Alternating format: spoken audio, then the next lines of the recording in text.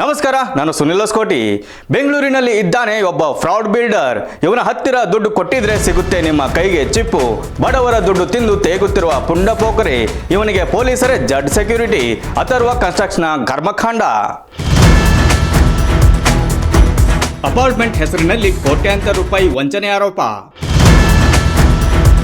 Fraud builder ವಿರುದ್ಧ ಗಂಭೀರ ಆರೋಪ. ಮನೆ ನಿರ್ಮಾಣ ವ್ಯವಹಾರಕ್ಕೂ ಮುನ್ನ ಎಚ್ಚರ. ಅಥರ್ವ ಕನ್ಸ್ಟ್ರಕ್ಷನ್ಸ್ ವಿರುದ್ಧ ಗ್ರಾಹಕರ ದೂರು.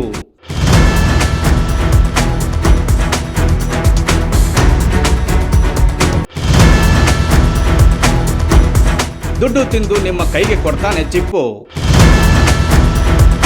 ಲೋಕಲ್ ಪೊಲೀಸರೇ ಇವನಿಗೆ ಜಡ್ ಸೆಕ್ಯೂರಿಟಿ. ಇವನು ಆಡಿದ್ದೇ ಆಟ, ಹೇಳೋರಿಲ್ಲ ಕೇಳೋರಿಲ್ಲ. ಬಡಬಗ್ಗರ ಹಣ ತಿಂದು ತೇಗುತ್ತಿರುವ ಕಳ್ಳ ಕದೀಮ.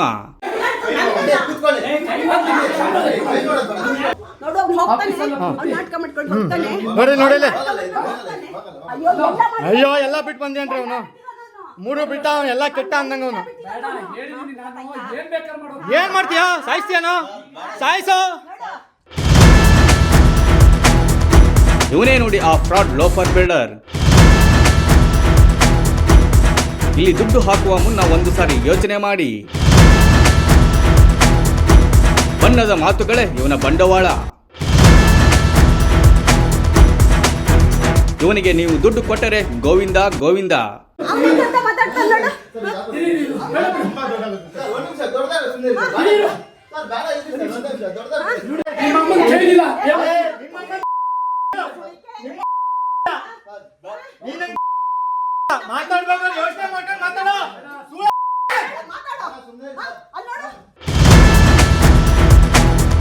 ನಂಬಿ ಮೋಸ ಹೋದ ಜನರ ಕಣ್ಣೀರಿನ ಕತೆ ಇದು.